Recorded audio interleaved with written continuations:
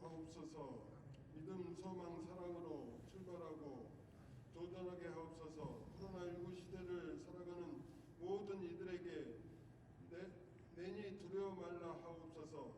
주의 말씀을 의지하여 두려움이 사라지고 소망을 갖게 하옵소서. 백신이 접종되고 있습니다. 하루속히 집단 면역이 형성될 수 있도록 하시고 기쁨과 감격의 예배가 드려지게 하옵소서. 학업 현장마다 삶의 현장마다 승리의 감격이 있어지게 하옵소서. 2021년 새학기를 맞이하였습니다. 2020년에 어떠했든지 희망의 새 문을 여는 모든 친구들을 축복하옵소서. 다시 도전하게 하옵소서. 이루지 못한 것들 미련을 두지 않게 하시기를 간절히 바라고 기도합니다. 닫힌 문에 대해 미련을 두지 않게 하시고 새롭게 출발하는 모든 가정이 복되게 하옵소서. 사랑하는 주님의 자녀들이 만남의 축복을 허락하옵소서. 좋은 친구들을 통해 도전할 열정이 있게 하시고 훌륭한 선생님을 통해 지식의 지경이 넓혀 주옵소서. 부모와 형제 자매를 통해 가정의 소중함도 알게 하시고 사랑하는 교회 선생님들과 담임 담당 목사님을 통해 영적인 교제가 이루어지게 하옵소서. 그리하여 자신의 신앙을 통해 가정과 학교와 민족을 변화시킬 수 있는 이 나라의 제목으로 성장하게 하옵소서. 오늘 말씀을 받습니다. 사랑하는 박승호 고등부 목사님을 주님의 이름으로 축복하옵소서. 생명의 말씀이 한 주간의 삶의 지표가 되게 하시고 그리하여서 흔들림이 없는 한 주간 될 수 있도록 도와주시옵소서. 사랑하는 고등부 쌤들을 축복하시고 쌤들의 기도가 학생들에게 큰 축복으로 이루어지게 하옵소서. 우리의 모든 것을 주관하시는 예수님의 이름으로 기도합니다. 아멘. 자, 할렐루야. 네, 이제 올해 들어서 이제 두 번째 비대면 예배입니다. 여러분들 한 주간 잘 지냈습니까? 한 주간 우리 수련회 했죠. 수련회 이렇게 해도 되나 하는 그런 수련회였는데 지금 제한된 상황에서 그래도 비대면 온라인으로 우리가 6개의 강의를 보면서 이제 수련회를 진행했는데 그래도 우리 친구들이 참 이 어려운 상황 가운데에서도 어떻게 보면은 좀 온라인으로 뭔가를 하는 거 되게 지긋지긋하잖아요. 그런 상황에서도 여러분들이 참 잘 참여해 주신 것 같아서 참 감사한 마음이 있고 또 목사님도 감동했습니다. 그래서 저도 이렇게 감동을 했는데 우리 하나님께서 여러분들의 모습을 보고 얼마나 기뻐하실까 하는 생각이 듭니다.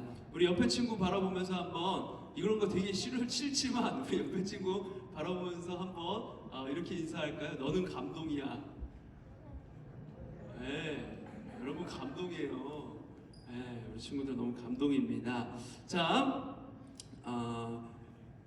우리 퀴즈 프로 온 친구들 오늘 담임 선생님들께 제출해 주시길 바래요. 쌤들이랑 목사님이 확인하고 다음 주에 이렇게 다시 돌려주면서 이제 상품도 주도록 하겠습니다. 어쨌든 너무 수고 많았고요. 이 시간을 통해서 여러분들이 짧은 시간이었지만 예수님에 대해서 좀 더 알아가는 시간이 되었기를 바랍니다. 그리고 광고 하나 할게요. 원래 우리 고등부는 매년 이제 새 학기가 시작되기 전에 이제 파송 예배라고 해가지고 이렇게 교복을 다 입고 와서 파송 예배를 진행을 하거든요. 작년에 이제 코로나가 3월달에 터지면서 진행을 하지 못했는데 올해는 여러분들이 개학을 3학년은 이제 전일 출석을 할 거고 1, 2학년은 이제 격주간 번갈아 가면서 출석을 하잖아요.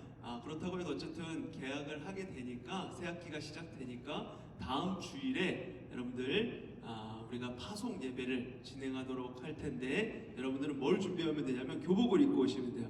교복 입고 오셔서 원래는 다 같이 사진을 찍어야 되는데 그거는 방역수칙에 어긋나기 때문에 반별로 사진을 찍고 그래서 목사님이 여러분들 1학년들 이제 얼굴을 이렇게 지난주에 이름 물어보는 애들도 있고 못 물어본 친구들도 있는데 물어본 친구들도 그렇고 안 물어본 친구들도 그렇고 이렇게 보면은 얼굴이 분간이 잘 안 돼. 그래서 사진을 딱 찍어 놓으면은 그걸 목사님이 이제 매일 보면서 여러분들 얼굴을 외우고 선생님들도 마찬가지고 그러면서 또 함께 기도하고 뭐 이런 시간도 가질 거니까 다음 주에 이제 파송 예배 때 이렇게 교복을 입고 오시면 되겠습니다. 자, 오늘 말씀 보도록 할게요. 오늘 말씀은 누가복음 4장 23절에서 30절 말씀입니다. 신약성경 갖고 온 친구들은 94쪽에 있어요. 누가복음 4장 23절에서 30절 말씀 앞에 보시면서 제가 한 절 여러분이 한 절 그렇게 교독하도록 할게요. 예수께서 그들에게 이르시되 너희가 반드시 의사야 너 자신을 고치라 하는 속담을 인용하여 내게 말하기를 우리가 들은 바 가버나움에서 행한 일을 내 고향 여기서도 행하라 하리라.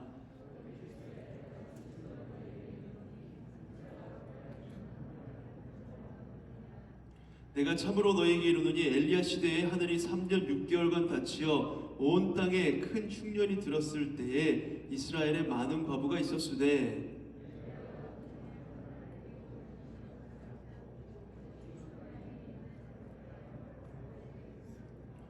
또 선지자 엘리사 때에 이스라엘에 많은 나병 환자가 있었으되 그 중에 한 사람도 깨끗함을 얻지 못하고 오직 수리아 사람 나아만 뿐이었느니라.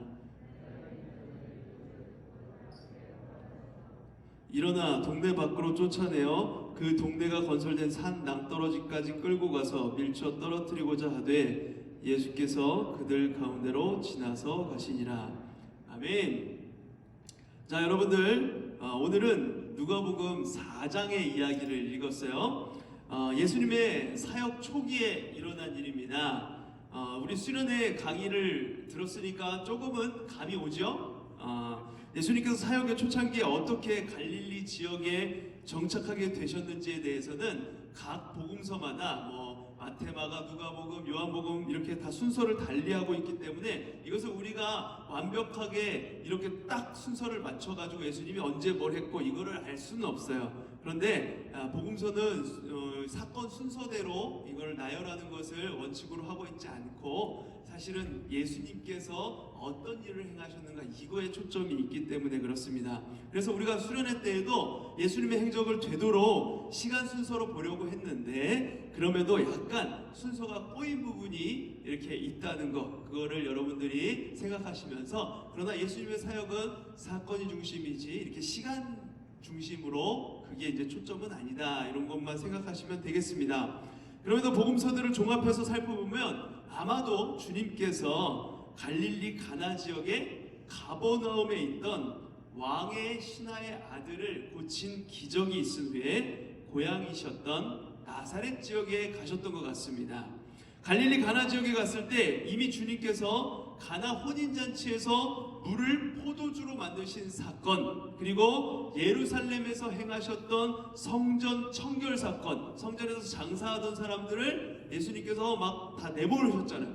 청결 사건을 했습니다. 그리고 여러 가지 기적들을 일으키셨기 때문에 이미 거기에 있던 많은 사람들에게 예수가 누구신지 유명해져 있는 상황이었어요. 예수님 저가 누구인데 저분이 누구이시기에 저런 일들을 행하실까 사람들이 예수에 대해서 한 번쯤 들어봤던 그런 일들이 있었습니다.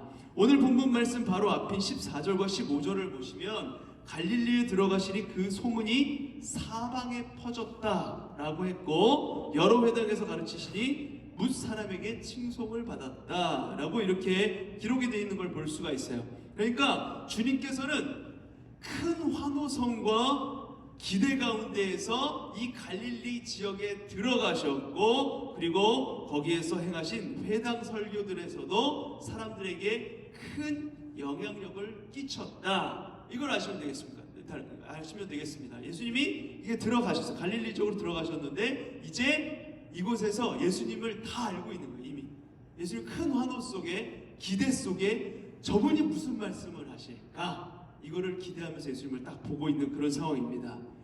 나사렛에서도 마찬가지로 그러했어요. 16절에 보시면 나사렛에 이르러 안식일에 늘 하시던 대로 회당에 들어가사 성경을 읽으라고 서심해 라고 이렇게 기록이 되어 있습니다.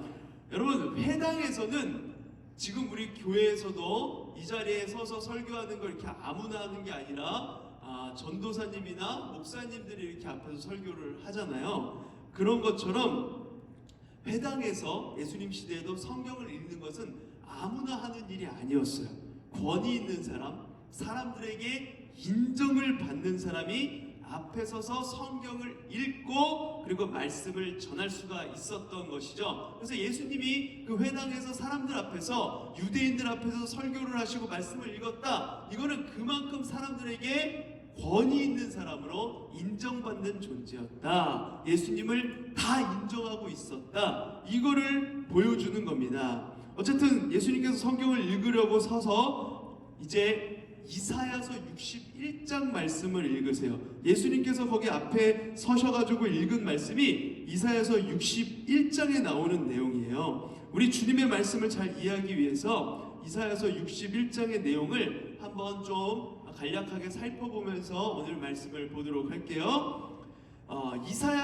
이사야서 구약성경의 이사야서의 60장부터 66장에 나오는 내용은 뭐냐면 이스라엘의 회복, 이스라엘이 회복되고 그리고 구원자 메시아에 대한 아주 강한 기대와 열망이 담겨 있었던 게 바로 이사야서 60장부터 66장의 내용이에요. 자, 60장에는 빛 곧 여호와의 영광이 이스라엘 위에 임하게 될 것이며 그리고 이로 인해 열방이 이 비치는 빛으로 나오게 될 것을 이야기하고 그리고 이제 열방들이 이스라엘의 발 아래 엎드려서 여호와의 성읍이라 이스라엘의 거룩한 자의 시온이라 할 장면들이 나타나 있습니다. 그러니까 이스라엘이 굉장히 여러 강대국들에 의해서 바벨론 제국과 페르시아 제국에 의해서 이렇게 고개 숙이고 포로 생활을 했지만 언젠가 메시아가 오실 때 이 모든 것들을 제하시고 이 모든 열강들에서 우뚝 서게 할 것이고 모든 민족이 이스라엘을 보게 할 것이다. 이 말씀이 이사야서에 나와 있는 거예요.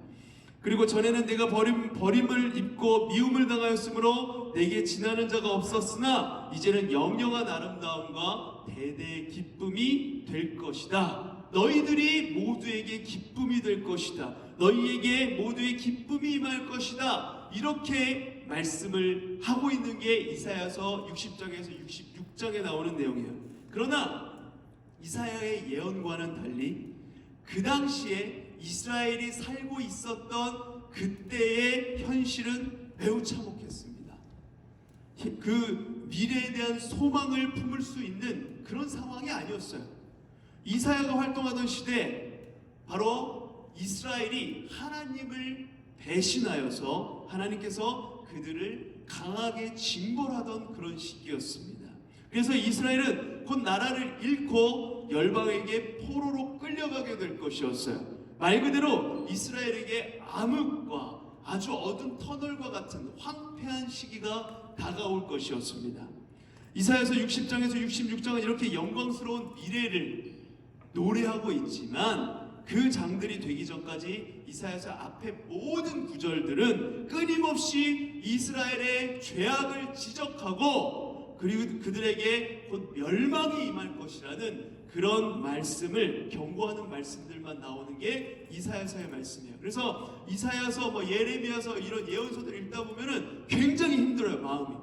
너 그렇게 하면 망한다. 너 그렇게 하면 하나님께 버림받고, 너 그렇게 하면은 이제 살아갈 수가 없을 거야. 이러면서 경고하는 메시지들이 계속 나오기 때문에 긴 말씀이 계속 경고의 말씀, 그렇게 하면 망한다 이런 말씀이니까 읽다 보면 굉장히 힘듭니다.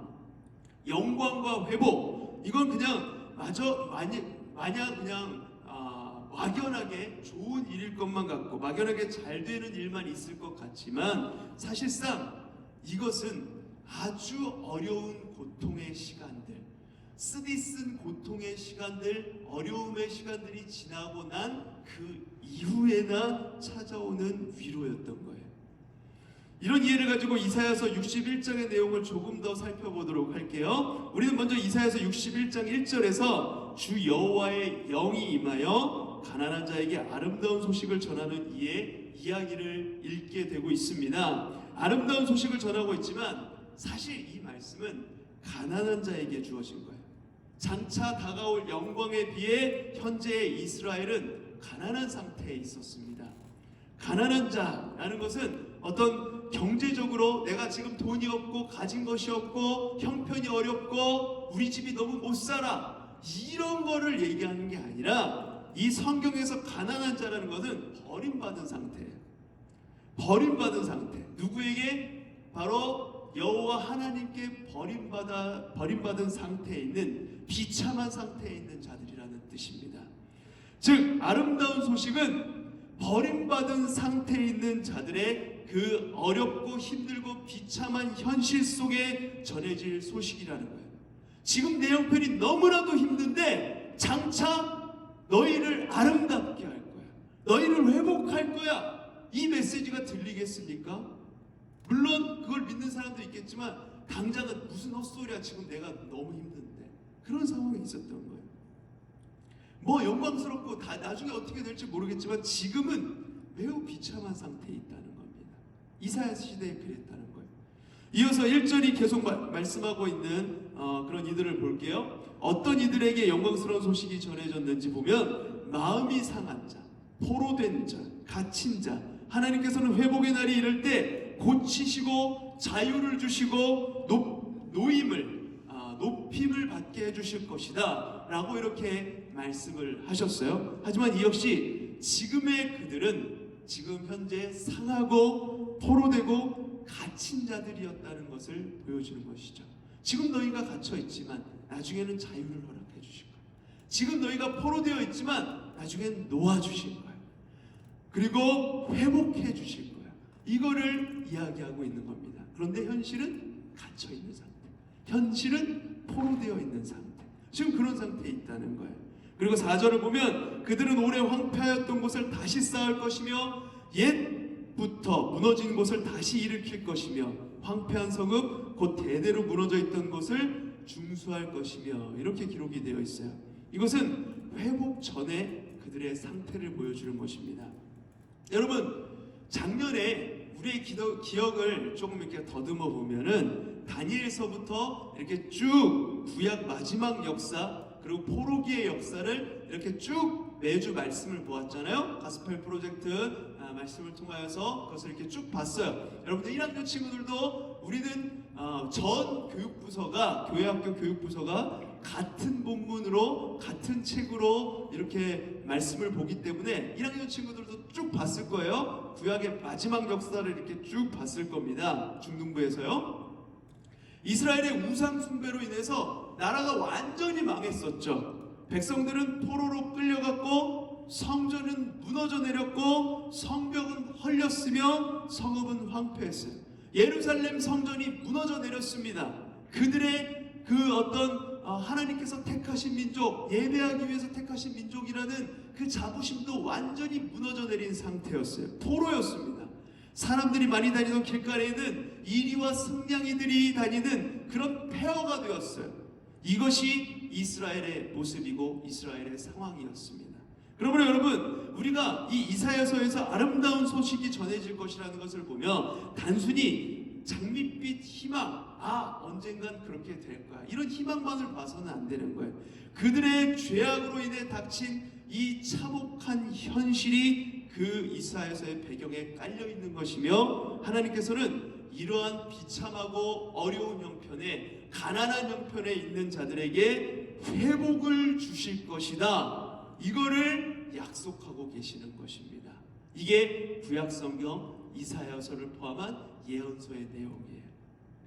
지금은 죄악으로 너희들이 하나님과 단절되어 있고 이렇게 포로된 상태, 바벨론과 페르시아의 포로의 상태에 갇혀 있고 예배를 마음대로 드릴 수도 없지만 하나님께서 그것을 회복시키실 것이다. 구약의 많은 선지자들을 통해서 이렇게 말씀을 하셨던 겁니다. 이스라엘은 하나님을 거역했기 때문에 고통 가운데 있었어요. 가난했고 그래서 비참했고 마음이 상했고 포로되어 있는 상태에 있었습니다. 이것이 그들의 상태였으며 나아가 이런 모습은 전 인류의 모습이며 우리의 모습이기도 합니다. 죄악에 사로잡혀 있는 상태. 그래서 슬픔과 고난과 죽음 가운데 있는 상태. 예수님이 아니고서는 희망이 없는 상태. 죽음 가운데 있는 상태. 궁극적으로 마귀의 포로가 되어 있었던 상태. 이것이 이스라엘의 지금 모습이며 범죄 이후에 나타난 우리 모든 사람들, 저를 포함한 모든 여러분들의 모습이 바로 이런 상태라는 겁니다. 이 상태에 있는 이들에게 선지자를 통해서 구원의 노래가 들려오기 시작합니다. 가난한 자에게 아름다운 소식이 전해질 거예요. 마음이 상한 자는 나음을 입게 될 것입니다. 하나님께서 위로해 주실 거예요. 포로된 이들에게 자유롭게 자유를 주실 것입니다. 그날 이 메시아의 날이라 불리는 구원의 날에 메시아가 오시는, 구원자가 오시는 그날에 이 모든 고통과 슬픔으로부터 회복이 있게 될 거예요. 이스라엘은 속히 이 날이 오기만을 간절히 기다렸던 거예요. 여러분 그래서 기억하실지 모르겠는데 수련회 첫 강 시작할 때 예수님이 오시기 전에 어떤 이스라엘의 상황이 어떠했는지를 얘기할 때 메시아를 기다림이라는 말이 있었습니다. 메시아 대망. 이게 이스라엘의 모든 사람들이 그러고 있었던 거예요. 지금 이렇게 힘들고 어렵고 압제되어 있던 상황에서 구원해줄 구원자 메시아를 이스라엘 사람들은 늘 기다리고 있었어요. 이사야 시대에도 그랬고 예수님이 오실 그 당시에도 항상 압제되어 있는 상황에서 구원해줄 그 메시아 구원자를 기다리고 있었던 게 이스라엘의 모습이었다는 것입니다. 자, 그래서 예수님께서 나사렛 회당에서 이사야 61장을 펴서 읽으실 때 거기에 모여있던 회중들은, 거기에 모여있던 많은 사람들은 아마 모두 주님께서 장차 올 메시아의 영광에 대해서 말씀하실 줄, 설교하실 줄 알았을 겁니다. 그걸 기대하고 있었어요. 예수님 당시에도 이들의 상황은 그렇게 좋아지지 않은 상황에 있었기 때문에 이사야의 시대에 이사야를 통해서 예언한 일들이 실제로 일어나서 이스라엘은 나라를 잃어버리고 포로로 끌려갔지만 에스라 느헤미야 시대에 포로에서 돌아온 후에도 영광스러운 날은 오지 않았습니다. 포로 귀환한 자들이 성전을 재건했을 때 다시 한번 영광스러웠던 다윗의 시대, 솔로몬의 시대가 오기를 기대했지만 현실은 그렇지가 않았어요. 계속 나라 잃은 상태로 몇백 년 계속 흘러가는 겁니다. 결국 예수님 때에도 이스라엘은 여전히 로마의 압제 속에, 로마의 속국으로 있었고 그들은 여전히 고통 가운데 있었습니다. 여전히 나라를 빼앗긴 상태에 있었어요. 그들은 여전히 이사야에 묘사된 그날 메시아 구원자가 올 그날을 기다리고 있었던 겁니다. 주께서 언제 그들을 보복하여 주실지, 언제 다 그 악당들을 쓸어버리실지, 언제 그들에게서 슬픔을 씻어주시고 위로해 주실지, 그것을 날마다 기다리고 바라고 있었던 게 바로 이스라엘 사람들의 이 당시의 모습이었던 거예요. 그러므로 예수님께서 이 본문을 읽으셨을 때 아마도 사람들은 이걸 기대했을 거예요. 장차 올 메시아의 영광스러운 날에 어떻게 우리가 영광을 누리게 될지 이거를 말씀할 줄 알았어요.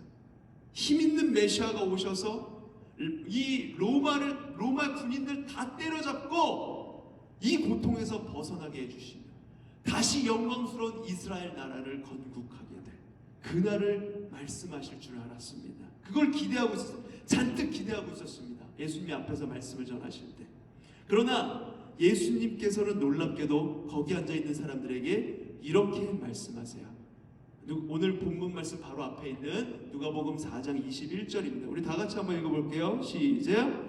이에 예수께서 그들에게 말씀하시되 이 글이 오늘 너희 귀에 응하였느니라 하시니, 이 말은 지금 이 자리에서 이사야 예언이 성취되고 있다는 뜻이며 예수님 자신이 바로 당신들이 그토록 기다리던 메시아이다, 메시아가 되신다, 내가 구원자다, 이런 뜻으로 말씀을 하고 있는 거예요. 메시아를 고대하고 있었던 이스라엘 사람들에게 이제 바로 그 메시아인 내가 왔다, 이 말씀을 하고 계시는 거예요. 이 선언, 이 선언을 들은 사람들은 반응이 어땠을까요? 깜짝 놀랐을 겁니다. 우리가 기다리던 구원자 메시아가 저 예수님이신가? 놀랐을 거예요. 좀 전에 이야기한 것처럼 이사야 예언의 핵심은 그들의 고난과 슬픔을 씻어내는 데 있습니다. 메시아가 와서 우리의 가난을, 우리의 이 억압된 상황, 슬픔을, 포로됨, 이 어려운 현실을 씻어주게 되는 날, 참된 승리의 안식을 주실 것이다. 이거를 기대하고 있었던 거예요. 가난하다는 것, 이건 나라일 것, 이 땅 저 땅을 옮겨다니며 살게 되었기 때문에 가난하고 비참하게 된 것이 아니라 우리의 참된 비참한 모습은 바로 아담으로부터, 아담이 선악과를 따먹으면서 죄악된 그 범죄함이 이 인간에게 들어오게 되고 그 죄 때문에 하나님으로부터 단절되었을 때 이미 모든 사람은 비참한 상태에 처하게 된 거예요. 주님은 우리의 이 가난을 씻어주시는, 이 비참함을 씻어주시는 참된 승리와 안식을 가져다 주시는 분이십니다. 믿으십니까? 포로되고 갇힌 자 되었다는 것은 단지 이스라엘 나라가 로마의 지배하에 있게 되었다는 그것만을 의미하는 것이 아니라 우리는 영적으로 가난해져 있고 영적으로 비참하며 영적으로 포로되어 있고 영적으로 갇힌 자가 되어 있다는 거예요. 모든 사람이 그렇다는 겁니다. 예수님이 아니고서는 모든 인간이 이 죄로 인해 영적으로 포로되고 갇힌 자 된 상태에 처해 있을 수밖에 없다는 거예요. 그러므로 포로로 끌려가 메시아를 기다리던 이스라엘의 상황은 영적으로는 우리에게 공통으로 해당되는 문제입니다. 남의 나라 얘기가 아니에요. 주님은 우리의 이 포로됨을 씻어주시는 승리와 안식을 가져다 주시는 분이십니다. 주님께서 이사의 예언을 이루실 성취자이신 것입니다. 그러므로 고등부 친구들, 우리 주님이 예언의 성취자, 참된 승리를 주시는 분, 자유를 주시는 분이라는 것을 믿으시길 바랍니다. 삶에는 우리가 생각지도 못한 코로나의 상황도 있고 정말 어려움들이 많이 있을 거예요. 새학기 시작되면은 남들은 다 공부 열심히 잘하는 것 같은데 나는 공부도 안 되고 성적도 오르지 않고 여러 어려움들이 있을 거예요. 당시 이스라엘 사람들이 그랬던 것처럼 오늘 우리에게도 여러 가지 어려움들이 계속해서 다가올 것이지만 이 모든 것들에 우선하는 것은 우리 주님께서 우리를 죄로부터 자유하게 해주시는 영적인 승리자, 영적인 능력이 되신다는 것입니다. 참된 안식을 가져다 주시는 분이라는 거예요. 자, 하지만 여기에 말씀을 계속 보면 슬픈 아이러니가 나옵니다. 예수님께서는 누가복음 4장 24절 오늘 읽은 본문 말씀에서 선지자가 고향에서 환영받는 자가 없다라고 이렇게 말씀하신 것처럼 이 사람들에게 배척을 당하시는 겁니다. 이스라엘 사람들에게 배척을 당하세요. 예수님께서 다른 이들도 아니고 이 유대인들, 이스라엘 사람들, 모든 사람들을 구원하기 위해서 오셨는데 그들에게 배척당하고 계시는 것입니다. 그들에게 환영받지 못하고 계시는 거예요. 얼마나 슬픈 일입니까? 이스라엘 백성들은 하나님께 배신함으로 말미암아 고난과 슬픔 가운데 있었고 그래서 자신들을 구원하실 메시아가 오실 그 이사야의 예언의 말씀이 이루어지는 때를 날마다 기다리고 고대하고 있었습니다. 그런데 정작 그들 눈앞에 구원자가 나타났어요. 구원자 메시아가 등장했어요. 근데 그들은 그 구원자를 거절한 겁니다. 그들이 기다리던 분이 눈앞에 나타났는데 그들은 거절해버린 거예요. 왜 그랬을까요? 예수님에 대한 소문을 듣고 그렇게 놀라고 좋아하고 열광하던 이들이 얼마 전까지, 불과 몇 시간 전까지만 해도 그렇게 환호하고 열광하던 이들이 왜 한순간에 그렇게 예수님을 배척하게 되었던 것일까요? 그들의 기대와는 너무나도 다른 모습이었던 거예요. 예수님의 모습이 그들의 기대와는 너무 달랐어요. 일단 예수님의 입에서 나온 은혜로운 말에 사람들이 놀랐습니다. 가난한 자에게 복음을 전하실 분, 포로에서 자유하게 해주시는 분, 눈먼 자에게 다시 보게 해주시는 분, 그가 바로 나다. 이 말씀을 들은 사람들은 갑자기 그 다가오는, 훅 치고 들어오는 예수님의 말씀에 아주 당황해서 말을 할 수가 없었을 거예요. 놀랐어요. 그런데 9절에 22절 말씀에 보면 거기에서 반응이 이 사람이 요셉의 아들이 아니냐 외치는 누군가가 있었습니다. 요셉의 아들인 걸 다 아는데 저 예수는 요셉의 아들이고 목수의 일을 하던 사람인 걸 내가 다 아는데 우리가 다 아는데 쥐가 무슨 구원자야 갑자기. 이런 말을 하고 있는 거예요. 처음에는 마음이 움직이고 있던 사람들, 진짜 구원자인가? 긴가민가? 이런 사람들도 이 말 한마디, 저 사람이 뭐 요셉의 아들인데 무슨 구원자야, 이 말 한마디에 막혀서 더 이상 예수님께로 나아가지 못하고 냉담하게 그 마음이 식어져 버렸던 거예요. 거기에 더해서 사람들이 크게 화를 냅니다. 예수님께 거의 마음이 끌렸던 사람들 가운데 어떤 이들은 1시간이 채 지나가기도 전에 맹비난하며 화를 내요. 얼마나 슬픈 일입니까? 예수를 보고서 예수님이 그 메시아가, 너희들이 기다리던 메시아가 나다라고 했는데 화를 내고 있어요. 배척하고 있습니다. 그러나 예수님은 이렇게 될 것을 이미 알고 계셨기 때문에 24절에서 선지자가 고향에서 환영을 받는 자가 없다 라고 이야기하시고, 이어서 25절부터 27절까지 선지자 엘리야와 엘리사를 예를 들어 이야기하십니다. 엘리야와 엘리사의 이야기는 뭐냐면 마찬가지로 선지자가 와서 말씀을 전하는데 환영을 해주는 일이 없었던 그 구약시대 엘리야와 엘리사 시대에도 그랬던 것을 예를 들어서 예수님께서 말씀을 하시는 거예요.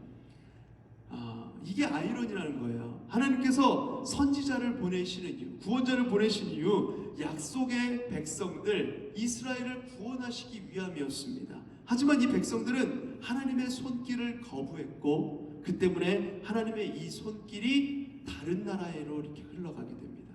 유대인들, 이 이스라엘 사람들을 선택하고 이들을 구원하시기 위해서 처음에 구원자를 보내셨는데 이들이 거부하자 그것이 다른 나라에게로 이제 넘어가게 되는 거예요. 자, 이스라엘이 거절했기 때문에 하나님의 이 은혜는 다른 사람들이, 다른 나라 백성들에게로 향하게 되었다는 것, 이것을 엘리야 시대 그리고 엘리사 시대에 그랬다는 것을 말씀하는 것입니다. 자, 우리가 오늘 살핀 이사야 말씀에서 하나님께서 회복시키시고자 하는 그 대상이 누구냐면 바로 하나님의 약속의 백성들이었어요. 하나님은 약속을 다른 어떤 사람들에게 주시지 않았습니다. 바로 구원받을 이스라엘 백성들에게 주셨어요. 이스라엘에게 주셨고 포로 생활과 고난과 슬픔 가운데 있는 이들을 위로하시겠다라고 하신 여호와 하나님의 말씀의 대상은 바로 이스라엘 백성이었습니다. 하지만 예수님께서 정작 내가 메시아로 왔다라고 하셨을 때 그들이 거부할 것이라고 말씀하세요. 선지자가 고향에서 환영받는 자가 없다라고 하셨습니다. 이스라엘은 하나님의 아들 그리스도께서 자신들을 위해서 오셨음에도 불구하고 그를 거부하였기 때문에 그들을 위해서 오신 메시아가 이방 나라, 이방 땅으로 돌아서게끔 만들었다는 겁니다. 고용부 친구 여러분, 나사렛 사람이 예수님을 배척한 사건을 읽을 때 어떤 생각이 드십니까? 이스라엘 백성들, 유대인들이 예수님을 배척한 사건, 이 이야기를 읽을 때 여러분들은 어떤 생각이 드세요? 그냥 막연히 2000년 전 예수님의 시대에 있었던 일, 나와는 전혀 상관없는 일로 그렇게 느껴지십니까? 그렇지가 않습니다. 구약의 엘리야와 엘리사 시대에도 선지자를 배척했던 일들이 있었던 일이고 예수님 시대에도 그 배척하는 일들이 있었던 일이며 지금 시대에도 동일하게 이어지고 있습니다. 이것은 과거부터 지금까지 온 인류가, 저와 여러분의 조상들이 예수님을 배척한 이야기가 담겨 있는 거예요. 결국 주님께서 나사렛 한 회당에서 이사야서 61장을 읽으실 때 그분의 마음속에 한편으로는 우리를 회복시켜 주러 오셨지만 다른 한편으로는 우리를 위하여 죽으실 각오를 하셨다는 생각을 해야 합니다. 우리는 시간 안에 갇힌 존재들이기 때문에 이후에 일어날 일들을 알지 못하지만 예수님은 이미 이 땅에 오실 때 이 땅에 발을 디디는 그 순간부터 바로 우리를 위해서 죽으시기 위해서 이 땅에 오셨어요. 처음부터 죽음을 생각하시면서 오신 것인데 그 죽음은 놀랍게도 자기 민족의 배신에 의한 것이었습니다. 인류를 위해 구원하기 위해 오신 분, 가장 사랑하는 자녀들을 위해 오신 분이 그 자녀들이, 형제들이, 그리고 저와 여러분들의 무지함과 그 죄악으로 인하여서 바로 십자가에 못 박아 죽게 한 것입니다. 주님의 구원 사역은 이렇듯이 주의 자녀들에게 그리고 형제들에게 모함을 당해 죽는 것까지 포함한 것이었다는 것. 이거를 이미 예수님께서는 알고 계셨고 배신할 것을 알고 계셨고 그걸 알고 있었음에도 불구하고 그 사랑하는 주님의 백성들을 구원하기 위해서 이 땅에 오셨다는 거예요. 배신할 거 모르고 환영받을 줄 알고 이 땅에 오신 것이 아니라 모든 사람들이 배척하고 배신하고 그들로 인해서 십자가를 지게 될 걸 알고 있었지만 그럼에도 불구하고 사랑하는 그 백성들, 주님의 자녀들을 위해서 다 알고 계셨음에도 이 땅에 오셨다는 것, 그것이 바로 오늘 말씀에서 보여주고 있는 예수님의 구원 사역이라는 것입니다. 우리는 누구나 주님께서 주님의 자녀들, 형제들의 손에 모함당해 죽기 위해 오셨다는 것, 이것을 알아야 합니다. 동시에 우리가 그 속에서 주님을 핍박한 자 중에 하나였다는 것, 이것도 기억해야 합니다. 그 시대 사람들만 주님을 배척하고 핍박한 것이 아니라 우리의 죄악이, 그리고 우리의 무지함과 주님을 멀리했던 우리의 마음이 그를 십자가에 못 박게 했다는 것, 이것을 우리가 기억해야 하는 거예요. 그러나 우리의 죄악은 십자가에 그분을 못 박은 우리의 손은 그 갈보리 십자가에서 강물같이 흘러내리는 그분의 보혈 아래 다 묻히게 된 것입니다. 우리는 주님을 비방하고 주님을 죽였지만 그때 우리가 그분을 죽였던 그 피 묻은 손, 그 죄악된 모습은 지금도 그대로 남아있는 것이 아닙니다. 그리스도께서 이루신 사랑, 그리고 그리스도의 그 놀라우신 은혜는 우리의 이 모든 불의와 죄악과 허물을 다 덮고도 남는 것입니다. 그러기에 우리는 비록 우리의 형제이신, 우리의 주님이시며 구원자이신 예수님을 죽음으로 몰았지만, 구원자를 구원자로 알아보지 못하고 절벽으로 내몰았지만, 예수님께서 십자가 위에서 이루신 사랑, 그 의는 우리의 모든 죄를 다 덮는 것이라는 겁니다.